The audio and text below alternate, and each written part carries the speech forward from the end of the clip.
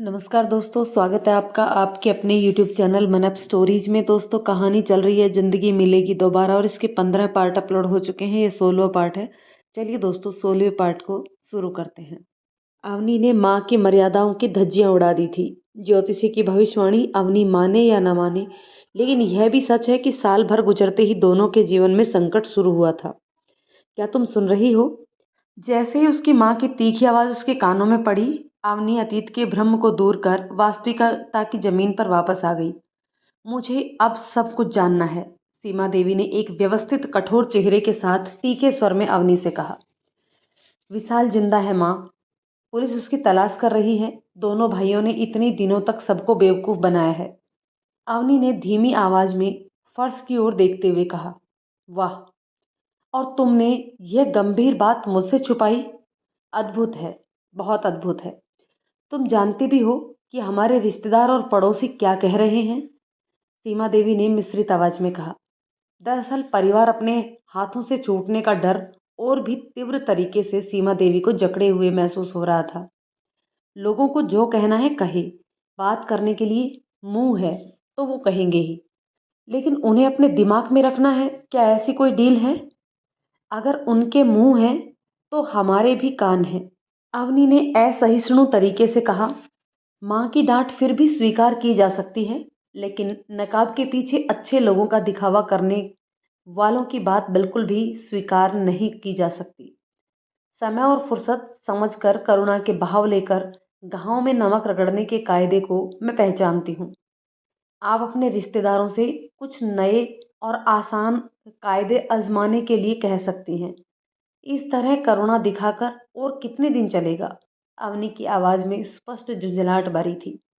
नहीं रे, करुणा क्यों दिखाएंगे? मेरे कहने के बाद ही उन लोगों ने पूछा कि तुम शादी करोगी या नहीं। सीमा देवी अपनी बेटी का बयान के बिल्कुल विपरीत बोली। मतलब कि तुम सब कुछ पहले से ही जानती थी? विवान की गिरफ्तारी, विशाल की जान, सब कुछ जानती थी, है ना? फिर तुम मेरे पास आकर क्यों कहा कि मुझे सब कुछ बताओ? तुम तो सब कुछ जानती हो। अपनी माँ की बातें सुनकर उसके हृदय में शेष बचा सब्र भी गायब हो गया। दरअसल वह इस मामले में बिल्कुल भी परेशान नहीं होना चाहती थी। इसी तरह चांदनी देवी भी पहले कुछ भी नहीं जानना चाहती थी, इसलिए अवनी ने भी आगे आकर अपनी भुआ से कुछ नहीं कहा।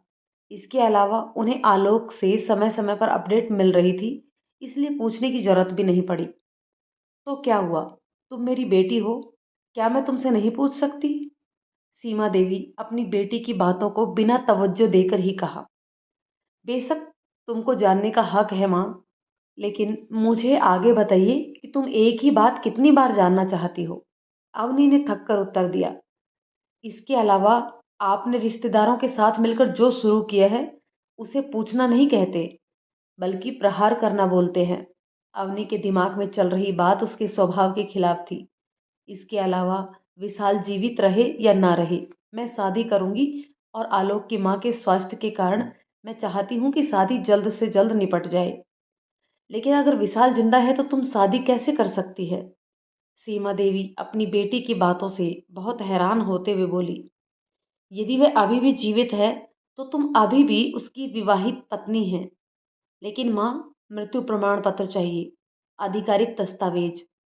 आवनी की माँ ने अपना होश खो दिया, जैसे कि यह सब उसकी समझ से बाहर हो गया हो।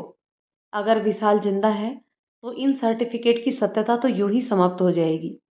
एक दागी अपराधी की विवाहित पत्नी के रूप में रहने से अच्छा विधवा के रूप में रहना अधिक सम्मानजनक है। अपनी माँ के बातों के बीच में अवनी ने ही मुस्कुराते हुए कहा। जांच की गति से संकेत मिलता है कि विशाल जल्द ही पकड़ा जाने वाला है। उस मामले में मैं उसका अपराध सिद्ध होने से पहले ही उसे डिवोर्स की फाइल तैयार कर लूंगी। इसका मतलब यह है कि तुम ज्योतिषी की सलाह के खिलाफ जाकर फिर से बिना यज्ञ किए शादी के आसन पर बैठोगी? सीमा देवी अपनी बेटी की अवज्ञा पर क्रोधित हो गई। वास्तव में अपने अंधविश्वास के कारण उन्होंने अपनी बेटी को विशाल की मृत्यु का कारण बताती थी, प्रत्यक्ष या परोक्ष रूप से। इतने समय तक उसने सोचा कि क्योंकि भविष्यवाणियां अक्सर दर अक्सर मेल खा गई हैं, इसलिए अवनी अब निश्चित रूप से अपनी माँ के विश्वास, ध्यान और विचारों को मानेगी। लेकिन वास्तव में जब अवनी ने फिर से अपने ही रास्ते पर चलना शुरू किया, तो यह सीमा देवी के लिए धैर्य बनाए रखना मुश्किल हो गया। तुम मुझे कभी भी नहीं सुनती। मैं तुम्हें फिर से समझाने आई हूँ, यह मेरी गलती है। मैं भूल गई कि इस परिवार का खून भी तुम्हारे शरीर में बह रहा है। बुआ भतीजी सभी समान है, सब। वह गुस्से से लगभग चीख उठी। इधर से शादी की तारीख भी निर्धारित हो गई है। कोई निर्धारित नहीं हुई है माँ, हम सिर्फ चर्चा कर रहे हैं, क्योंकि आलोक की माँ की तबीयत बहुत खराब है। महिला को पहले ही 2 स्ट्रोक आ चुके हैं, इसलिए अपने बेटे की शादी को जल्दबाजी में करना चाहती है। अवनी बातों के बीच में ही रुक गई, क्योंकि चांदनी देवी दरवाजे के पर्दे को हटाकर बाहर आ गई। यह देखकर सीमा देवी के हृदय की अग्नि फिर से भड़क उठी। कहने की जरूरत नहीं है कि यह शख्स अवनी की कट्टर समर्थक है। जो चाहे करो, लेकिन बाद में कोई खतरा हो तो मेरे पास मत आना। ननद की ओर तिरछी आंखों से देखकर सीमा देवी ब्रह्मास्त्र छोड़कर रसोई में चली गई। चांदनी देवी ने भी उनका पीछा किया। भाभी रुको। अपने बढ़ते बालों को अपने कानों के पीछे घुमाते हुए चांदनी देवी ने असीम साहस जुटाते हुए कहा। कहने की जरूरत नहीं है कि तब तक अवनी अपने कमरे में जा चुकी थी, लेकिन कौन जानता था कि बारूद के बारीक कण स्पष्ट रूप से हानि रहित शोर में छुपे हुए थे। ननद की आवाज सुनकर सीमा देवी तुरंत क्रोधित हो गई। अवनी के पास ना होने का मौका लेना नहीं भूली। देखो ठकुर जी, तुमने तो अवनी को मुझसे छीन ही ली है। अब फिर से मीठी मीठी बातें करके अपनी श्रेष्ठता दिखाने मत आओ। बुआ अगर सहेली के घर जाती है तो भतीजी भी अकेले नहीं छोड़ना चाहती, कूदते हुए साथ चलती है। लेकिन मैं कुछ पूछूं तो महाभारत शुरू हो जाता है। वह चिल्लाने लगती है। आजकल तो मुझे ऐसा लगता है कि तुमने मेरी लड़की पर कोई जादू टोना ही कर दिया है। भाभी की बात सुनकर चांदनी देवी ने अपना आपा खो दिया। ठीक 1 घंटे पहले दोनों ने एक साथ सब्जियां काटी, हंसते हंसते खाना बना रही थी। लेकिन अचानक क्या हुआ? कौन कहेगा कि सामने खड़े व्यक्ति ने सब्जी काटते समय हाथ कट गया तो जल्दबाजी में अपनी ननद के हाथ पर दवा लगा दी थी। खाने में नमक कम हो तो भी बिना झंझट के खा लेती है। वर्षों तक साथ रहने के कारण भाभी की बात दाल भात की तरह ही स्वाभाविक हो गई है चांदनी देवी के लिए। जब उसके विचारों और विश्वासों को ठेस पहुंचती है तो सीमा देवी जितनी जल्दी झगड़ने के लिए आगे बढ़ती है, उतनी ही जल्दी अभिमान भुलाकर अपनी उसे करीब खींच लेती है। लेकिन मानव स्वभाव की भी एक सीमा होती है। लेकिन लगातार खींचते रहने पर कोई कब तक सह लेगा? चांदनी देवी भी कोई अपवाद नहीं है। लेकिन आज भाभी की बात सुनकर परेशान हो गई कि उसने जादू टोना से अवनी को अपनी ओर खींच लिया। क्या यही कीमत है अपनी भतीजी से प्यार करने की? आप क्या कह रही हो भाभी? क्या आप कुछ सोच समझ कर भी बोल रही हो? अपने मन के पीछे अपमान की जलन को दबाते हुए चांदनी देवी ने कहा। लेकिन आज अभी चीखी चिल्लाई नहीं, वो पहले चीखती चिल्लाती थी। उस उम्र में ज्यादातर बच्चे छोटी छोटी बातों पर उत्तेजित हो जाते हैं। हाँ, मैं सोच समझ कर ही बोल रही हूँ। सीमा देवी ने ऐसे कहा जैसे उसे ननद की बातों पर कोई दिलचस्पी नहीं है। दिन भर गधे की तरह काम करो, सबके सामने सब कुछ इकट्ठा करके दो, लेकिन दिन के अंत में मुझे यह सुनना होगा कि मैं सबको परेशान करती हूँ। वाह रे वाह! सभी तो समान नहीं होते भाभी। चांदनी देवी ने सीमा देवी को समझाने का प्रयास किया। मैं उससे कुछ नहीं जानना चाहती थी। पुरानी बातों को सामने लाने की क्या जरूरत है? क्या उससे उसके दर्द कम होगा? इसके बजाय छोटा घाव एक बड़े घाव का रूप ले लेगा। अभी जैसी है उसे वैसा ही रहने दे। अगर तुम्हारी अपनी बेटी होती तो क्या तुम ऐसे कह सकती थी? माँ के मन को तुम कैसे समझोगी? सीमा देवी अपनी तेज स्वर के साथ ही फिर उठ खड़ी हुई। सीमा देवी की कही गई बात तीर की तरह चांदनी देवी की छाती को छेद कर दिया। फिर भी शांत होकर उसने दृढ़ता के साथ कहा, मैंने अभी को कभी भी अपनी बेटी से कम नहीं समझा है भाभी। मुझे आलोक से जांच की हर खबर मिलती थी, इसलिए मैं अभी से कुछ नहीं जानना चाहती थी। यह सुनकर सीमा देवी ने बिजली के झटके की तरह ननद की ओर देखा। शायद वह अपनी लड़की के लिए प्यार को मापना चाहती थी जो उसके मन में जाग रहे थे। भले ही वह उस दृष्टि को पढ़ न पाई, फिर भी चांदनी देवी ने फिर से कहा, लड़की अब अपने पति और देवर के कारनामे से डरती है। नींद में अचानक उठ वह रात में घंटों बिस्तर पर बैठी रहती है।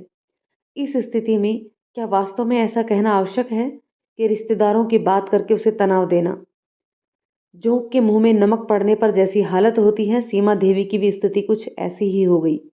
याद आ गई कुणाल के डिवोर्स के बारे में कुछ ना पूछने की उदासीनता। कहने की जरूरत नहीं है कि अकेलेपन में बैठे कुणाल भी अपनी टूटी शादी का राज अपनी मां को नहीं बताना चाहता था। एक ही परिवार के बेटे और बेटी होने के कारण अवनी और कुणाल हमेशा अपनी समस्याओं को खुद हल करना पसंद करते हैं। लेकिन क्या पोषित संस्कारों को नष्ट करना इतना आसान है? कहने की जरूरत नहीं है कि लोग चाहे पढ़े लिखे हों या अशिक्षित, कई मामलों में समाज के नियमों के आगे झुक जाते हैं। इसलिए अपने मन में रखी आस्था का झंडा लहराते हुए उन्होंने फिर कहा, अगर आज अवनी विधवा नहीं होती तो मैं इतना नहीं सोचती। क्या होगा अगर आलोक को भी कुछ ऐसा हो जाए? फिर अगर लड़की दोबारा विधवा हो जाए? जब विपरीत दिशा में खड़े व्यक्ति ने ना समझने की ठान ली हो, तो चांदनी देवी ने अनजाने में ही एक गहरी सांस ली। फिर अपनी बात को आगे बढ़ाते हुए कहा, विशाल मरा नहीं है, इसलिए यह कहना पूरी तरह से गलत है कि लड़का जन्म कुंडली के दोष के कारण मर गया। मुझे उम्मीद है जब आप उसके पकड़े जाने की खबर सुनेंगे तो आपको भी अपनी गलती का एहसास होगा। इसके अलावा यह सिर्फ एक दुर्घटना थी, कार खाई में जा गिरी, जैसे अभी सब्जी काटते वक्त मैंने अपनी उंगली काट दी थी। उसने उंगली दिखाते हुए कहा, मैं इतना नहीं समझती, लेकिन अगर मैं देखूं कि लड़के ने मेरी बेटी के लिए अपनी जान नहीं गंवाई तो मैं विश्वास करूंगी।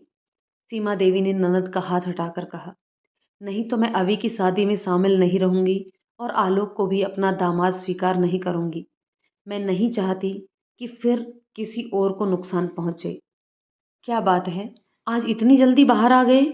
जैसे ही फोन ने अपनी उपस्थिति की घोषणा की, अवनी ने डिजिटल स्क्रीन पर आलोक का नाम देखकर जवाब दिया। बैंक जा रहे हैं, व्यवसाय के लिए ऋण का आवेदन करने के लिए, आलोक ने दूसरी ओर से कहा। हाल ही में उसको नौकरी के साथ साथ बिजनेस करने की इच्छा भी जाग गई है। आलोक अपनी माँ के नाम पर एक प्राइवेट एजेंसी खोलने की सोच रहा है। कौन सा व्यवसाय और तुम कितना लोन ले रहे हो? अवनी ने आलोक से पूछा। मैं अपनी माँ के नाम पर एक जांच एजेंसी खोलने जा रहा हूँ, जिसमें करीब लगेगा 40 लाख। लेकिन मैं अकेले निवेश नहीं कर रहा हूँ, कुछ सेवानिवृत्त अधिकारी और हैं पार्टनरशिप में, क्योंकि मेरे पास इतना पैसा नहीं है, इसलिए जरूरी है कि लोन लूँ। आलोक ने अवनी के सवाल के जवाब में कहा। उसकी बातें सुनकर अवनी को अपने घर बेचने के पैसे याद आ गए। कुछ दिन पहले ही फाइनल डील हुई थी। अवनी को 3 बराबर भागों में बांटने के अलावा और भी बहुत कुछ मिला। मेरे पास कुछ पैसे हैं आलोक, इसे तुम उधार ले सकते हो। तुम फालतू के ब्याज पर लोन क्यों लोगे? तुरंत ही अवनी ने कहा, क्योंकि वह इस आदमी से प्यार करती है। लेकिन मैं तुमसे पैसे क्यों लूं? आई मीन, आलोक ने हताशा से कहा। क्यों? वो अच्छा, पुरुष अहंकार। अवनी ने वापस अपने विचार व्यक्त करते हुए कहा। इन दिनों वो बहुत सी चीजों को छुपाकर नहीं रखती है। क्या यह प्रस्ताव वापस करना संभव होता यदि यह कोई तुम्हारे मित्र का प्रस्ताव होता? नहीं, मेलीगो नहीं। आलोक ने अवनी का बयान का खंडन किया। उसी समय उसके फोन पर दूसरे नंबर से कॉल आई और उसने झट से कहा, बस 5 मिनट, बेगूसराय से फोन आया है, मैं बात कर तुम्हें वापस फोन करता हूँ। लाइन डिस्कनेक्ट कर अवनी चुपचाप बिस्तर पर बैठ गई। बिस्तर के एक कोने में शादी की खरीदारी की गई कुछ सामान बिखरा हुआ पड़ा था। आलोक की मां की मर्जी के मुताबिक कुछ दिन पहले ही शादी आगे बढ़ी है। दूसरी ओर काव्या भी अपनी अन्यायपूर्ण जिद बरकरार रखते हुए ससुराल नहीं लौटी। Ring ring. थोड़ी ही देर बाद जब फोन की घंटी बजी तो अवनी ने धीरे से कॉल रिसीव किया। जब तक घर साफ हो चुका था। हेलो अवनी। इस बार आलोक की मर्दाना आवाज स्पष्ट रूप से उत्साहित थी। क्या हुआ? रघु ठक्कर पकड़ा गया। बेगूसराय से अधिकारी ने मुझे अभी फ़ोन कर बताया। रघु ठक्कर पकड़ा गया? कहाँ? कैसे? शादी के अवसर पर अवनी ने अभी-अभी खरीदारी का सामान इकट्ठा कर और उन्हें बिस्तर के एक तरफ रख रही थी। उसी समय बहुप्रत्याशित शब्दों को सुनकर अनजाने में ही उसके हाथ के धक्के से व्यवस्थित चीजें फिर से बिगड़ गई। हालांकि अवनी ने इस पर कोई ध्यान नहीं दिया। उसका दिमाग फोन कॉल के दूसरे छोर पर था, आलोक की बातचीत की ओर। खिलाड़ी बैंक से पैसे निकलवाने गया था। पॉकेट का पैसा कब तक खर्च करेगा? बस आलोक ने खुशी के साथ फोन के बीच में ही सीटी बजाई। इस आदमी ने पूरे विभाग के नाक में दम कर रखा है। पकड़े जाने के बाद कितने ही अपराधी पुलिस को चकमा देकर बच पाते हैं, बोलो। हालांकि पुलिस शुरुआत से ही इस अपराधी को कवर करने में कोई दिलचस्पी नहीं दिखाई थी। इसके सभी संगी साथी लगभग जेल में हैं। उन लोगों से उधार लेना संभव नहीं है और पैसा खत्म होने के बाद बैंक ही एकमात्र भरोसा था। आलोक ने अवनी से कहा। उसे पकड़ने के लिए पुलिस पहले से मौजूद थी, इसलिए तो पुलिस ने बैंक खाते को ब्लॉक नहीं किया था। वेरी गुड, एक्सीलेंट, अवनी ने उत्साहित प्रशंसा के साथ कहा। पुलिस चाह ले तो क्या नहीं कर सकती? शायद, आलोक ने हल्के मुस्कान के साथ उत्तर दिया। हालांकि पुलिस को अब तक उससे एक भी शब्द उगलवाने में कामयाबी नहीं मिली। ऐसा वफादार कर्मचारी इस उम्र में मिलना दुर्लभ है। और विशाल, अवनी ने कहा, इस आदमी के पकड़े जाने के बाद उसकी सारी चिंताएं पल भर में खत्म हो जाएंगी। साथ ही अपने साथ हुए अन्याय की सजा के रूप में पुलिस कस्टडी में जाएगा। अभी पकड़ा नहीं गया, विवान और रघु त्रिभुज के 2 बिंदु पकड़े गए हैं, तो यह अंतिम बिंदु को पकड़ना अब मुश्किल नहीं है, आलोक ने कहा। अवनी ने संक्षिप्त सा जवाब दिया। आलोक को कैसे समझाए कि जब तक विशाल जेल की सलाखों के पीछे नहीं जाता तब तक उसे शांति नहीं है। वह रघु को नहीं जानती, उसने उसके साथ एक घर साझा नहीं किया। रघु ठक्कर भले ही गलत काम करता हो, लेकिन एक अपराधी के रूप में वह अवनी की नज़र में महत्वहीन है। विशाल ही उसके केंद्र में है, क्योंकि पत्नी के भरोसे को रौंद कर विशाल ही आगे बढ़ा है। एक विश्वासघात गद्दार। अनजाने में ही अवनी के मुंह से नफरत के ये शब्द निकल आए। बहुत जल्द पकड़ा जाएगा अभी। रघु को आज शाम तक यहाँ लाया जाएगा। कान में जहर डालने के साथ साथ विवान और रघु को एक साथ आमने सामने बैठाकर पूछताछ भी की जाएगी। आलोक ने अपनी होने वाली पत्नी की मानसिक स्थिति बिगड़ते देख कहा। वह इस लड़की को बेहद प्यार जो करने लगा था। हालांकि आलोक के आसान शब्द मानसिक द्विधा को पूरी तरह से दूर नहीं कर सके, लेकिन अवनी खुद को नियंत्रित करने की बहुत कोशिश कर रही थी। लेकिन अंतिम शब्द सुनने के बाद उसकी भौहें चिंतित दिखाई दी। क्या मतलब? कान में जहर डालकर पूछताछ का? मेरा मतलब है, रघु की विश्वसनीयता को तोड़ने के लिए उसे विवान के खिलाफ में कुछ रहस्य बताना होगा। यदि आवश्यक हो तो सच्चाई के साथ झूठ भी मिलाना होगा, ताकि मालिक पर भरोसा टूट जाए और सभी सच्चाई बक दे। ये एक तरह की चाल है, जैसे गांठ ना खुलने पर हम उस बंधन को काटते हैं, आलोक ने अवनी के प्रश्न के उत्तर में कहा। यहाँ गुरु के सेवक की ईमानदारी की गांठ को तोड़ने के लिए मन के बंधन को काटना होगा। इसके अलावा पायल दुर्घटना स्थल पर गई थी, मेरा मतलब रात के अंधेरे में जहां तुम्हारी कार पलट गई थी। लेकिन बहुत गहरी यह खाई नहीं थी, एक ऊबड़ खाबड़ खाई से पहले चट्टानी जमीन, खाई से लगभग 50 मीटर पीछे ढलान वाली भूमि, और जगह बेगूसराय से थोड़ी सी दूर है। खाई थल पथरीली बातें सुनकर अवनी को लगा जैसे उसका दिल कहीं किसी गहराई में डूब रहा है।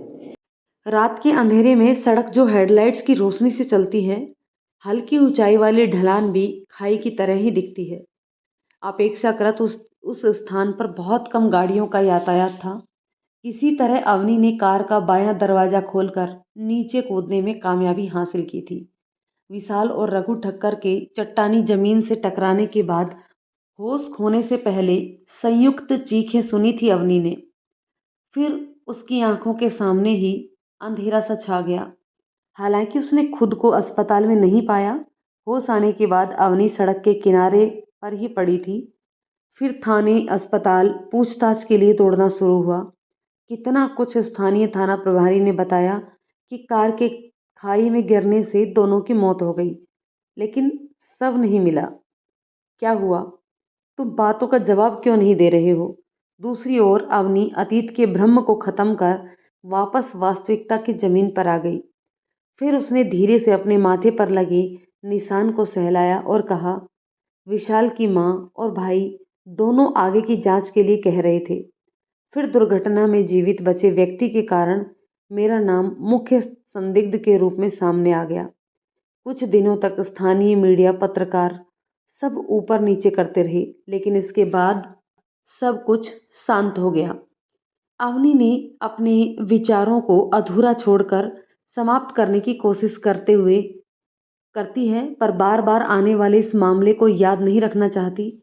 लेकिन अतीत बहुत शरारती होता है। भले ही आप लाख कोशिश करें कि भूल जाओ, लेकिन यह गांठदार कीड़े की तरह चिपके रहते हैं। वाह, कितनी बढ़िया लॉजिक है। कार खाई में गिर गई। पुलिस के मुताबिक दोनों लोगों की मौत भी हो गई, लेकिन कार बिना किसी नुकसान के आगे चलती रही। आलोक ने व्यंग्यात्मक शब्दों में कहा। क्या मतलब? अवनी ने उसकी बातों को समझे बिना कहा। मेरा मतलब है कि कार वास्तव में खाई में नहीं गिरी थी। क्या रघु बच जाता अगर वह खाई में गिर जाती? या फिर कार ही प्रयोग करने योग्य होती? आलोक अवनी को पहेली में फंसाने के लालच को रोक नहीं पाया। नया अधिकारी तुम्हारी कार का पता लगाने में सक्षम हुआ। भले ही वह नंबर प्लेट नहीं बदल सके, लेकिन उन्होंने कार के सफ़ेद रंग को लाल रंग में बदल दिया। पुलिस खोज से पता चला कि कार पूरी तरह से बरकरार है। तुम देखो, कार का विवरण केस हिस्ट्री में लिखा गया है। पिछले अधिकारी द्वारा किया गया बस यह एकमात्र अच्छा काम है। आलोक ने अपने होठों के कोनों पर मुस्कान के साथ कहा। इस मामले का 99% मामला हल हो गया है। लेकिन अगर यह दुर्घटना नहीं है, तो वह इसे एक दुर्घटना का नाटक क्यों कराना चाहते थे? विशाल को पूरी दुनिया के सामने एक दुर्घटना में मृत दिखाने का क्या फायदा है? अगर वह खुद को छिपाना चाहता, तो वह इसे दूसरे तरीके से भी तो कर सकता था। गणना अवनी के दिमाग में कुछ भी मेल नहीं खाना चाहती थी। अपराधी लोग नाम और स्थान बदल लेते थे, और यह तरीका बहुत ही घिसा पिटा हो गया। मानती हूँ, लेकिन मौत नाम की क्रूर चीज का इस्तेमाल कर छुपने का ऐसा हथकंडा क्यों? जहां इस चाल में विशाल ने अपनी पुश्तैनी जमीन जायदाद भी खो दी। अवनी ने अपने विचार आलोक से नहीं छुपाए। अब हर दिमागी टिप्पणी कीमती है। हर सुझाव इतनी बड़ी साजिश का पर्दाफाश करने की कुंजी बन सकता है। जैसे यह जांच मात्र खरोच से शुरू हुई, मगर भूसे के ढेर में सुई ढूंढना जितना मुश्किल होती गई। यह बात सही है, कोई अपना पुश्तैनी धन क्यों खोएगा? तुम्हारी पूर्व ससुर ने खूब सारा धन छोड़ दिया है। आलोक के माथे पर चिंता की रेखा बन गई। विवान के घर जाने की योजना बना रहा हूँ आज। उसके परिवार के सदस्यों से भी पूछताछ करने की जरूरत है। जो तुम अच्छा समझो। और तुम ऋण ऋण के बारे में क्या सोच रहे हो? अवनी ने कॉल डिस्कनेक्ट करते हुए पूछा। मैं तुमसे उधार लूंगा। संक्षिप्त उत्तर देने के बाद आलोक ने फोन काट दिया। अभी क्या तुम फ्री हो? दरवाजे के बाहर से कुणाल की आवाज़ सुनकर अवनी ने जल्दी से अपने कपड़े ठीक किए। आजकल कुणाल अपनी बहन से बहुत ही विनम्रता के साथ बातें करता है। वह कमरे में प्रवेश करने से पहले दस्तक देना नहीं भूलते। आओ। अवनी की आवाज़ सुनकर कुणाल कमरे में दाखिल हुए। बिना मुंडा दाढ़ी, लापरवाही के लक्षण चेहरे पर साफ दिखाई देते हैं।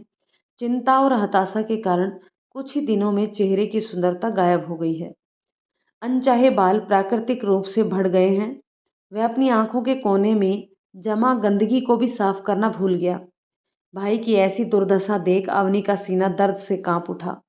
कौन कहेगा कि 1 महीने पहले ही वह आदमी कितना हंसी खुशी से रहता था।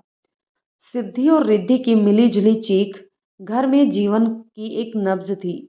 आज सब कुछ अतीत है। यह जैसा 1 साल पहले हुई घटना का पूरी पुनरावृत्ति है। जैसे विधवा होने के बाद अवनी का जीवन दुर्भाग्य से त्रस्त था। माँ ने मुझे उधार दे दी है। अब अगर मुझे तुमसे पैसा मिल जाए तो मैं एक व्यवसाय शुरू कर सकता हूँ। कुणाल ने धीमी आवाज में फर्श की ओर देखते हुए कहा। सावधानी से बनाया गया आत्मविश्वास इन दिनों रेत की तरह ढह रहा था। हाँ हाँ, मुझे याद है, अवनी ने अपने भाई की बातों को पकड़ते हुए कहा। लेकिन मैं थोड़ी कम राशि दे सकूंगी भैया। दरअसल आलोक भी एक व्यवसाय खोलना चाहता है, निजी जांच एजेंसी। कुछ दोस्तों के हिस्सेदारी में व्यवसाय खोल रहे हैं। साथ ही मैं भी थोड़ी मदद कर रही हूँ क्योंकि उसे कुछ पैसे चाहिए।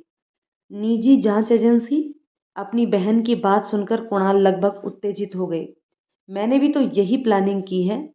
कुछ सेवानिवृत्त कर्मचारियों से भी संपर्क किया। आलोक भी वही व्यवसाय कर रहे हैं। फिर तुम लोग दोनों साथ मिलकर कारोबार शुरू करो। क्या मैंने गलत कहा? अवनी ने अपने भाई के सामने वर्तमान बुद्धि की शक्ति से उसके दिमाग में जो योजना प्रकट हो रही थी उसे महसूस किया। कहने की जरूरत नहीं है कि एक ही परिवार के सदस्य होने के कारण आपसी विश्वास बनाए रखने से व्यापार तेजी से आगे बढ़ेगा। हालांकि भैया द्वारा की गई नाजुक कूटनीतिक चालें आवनी के दिमाग में जिंदा थी, फिर भी उसकी आंखों के सामने लगातार टूट रहे एक आदमी को देखकर उसकी अंतरात्मा को झटका लगा। अवनी अभी भी इस बात को लेकर असमंजस में है कि अगर उसकी बहन ऐसे खतरे में होती तो कुणाल से कितनी मदद मिलती। लेकिन जो भी हो, मन में अभी भी भाई के लिए तरस आती है। मैं आलोक से बात करूंगी, फिर मैं आपको बता दूंगी। अवनी ने कुणाल की ओर देखते हुए मुस्कुराते हुए कहा। जेल का खाना कैसा लग रहा है? आलोक ने कैदी के लॉकअप में प्रवेश करते हुए पूछा और बैठने के लिए एक कुर्सी खींची। विपरीत दिशा में खटिया पर बैठा हैंडसम कैदी आलोक को पुलिस की वर्दी में देखकर भी अपने पैरों को नचा रहा था। इतना चालाकी दिखाने से कोई फायदा नहीं है। बापू, तुम्हारा खेल खत्म। रघु ठाकुर बेगूसराय में पकड़ा गया है। अब बस पेट दबाने की देर है, सारे रस अपने आप बाहर आ जाएंगे। आलोक ने अपमान को पचा लिया और कहा। रघु कुछ नहीं कहेगा। अगर आप एक मोटा हाथी उसके पेट के ऊपर चला देंगे तो भी कुछ नहीं निकलेगा। विवान ने अपने साथी के प्रति अटूट निष्ठा बनाए रखते हुए कहा। यह बिना कहे पता चल जाता है कि मोटे हाथी परोक्ष रूप से आलोक को अपमानित करने के लिए कहा गया है। यह बात सुनकर आलोक ने विवान के गोरे गालों पर अपनी पांचों उंगलियों के निशान लगाना चाहा, लेकिन फिलहाल अपमान को पचा लिया। इस आदमी को मारने का कोई मतलब नहीं है। खुली गंजी पहने हुए आधे नग्न शरीर पर कई घाव हैं। इसके अलावा आलोक को इस बात को लेकर काफी संशय है कि वह अपना मुंह खोलने पर भी अदालत में कितना सच बताएगा। तो दोस्तों, कहानी के इस पार्ट को यहीं रोकते हैं। मिलते हैं कहानी के एक और पार्ट में। तब तक के लिए कहानी आपको कैसी लगी कमेंट करके ज़रूर बताइएगा। यदि कहानी पसंद आती है तो इसे लाइक शेयर कर दीजिए। चैनल पर नए हैं तो प्लीज़ चैनल को सब्सक्राइब जरूर कर दीजिए। तो चलिए दोस्तों, मिलते हैं कहानी के एक और पार्ट में। तब तक के लिए शुक्रिया।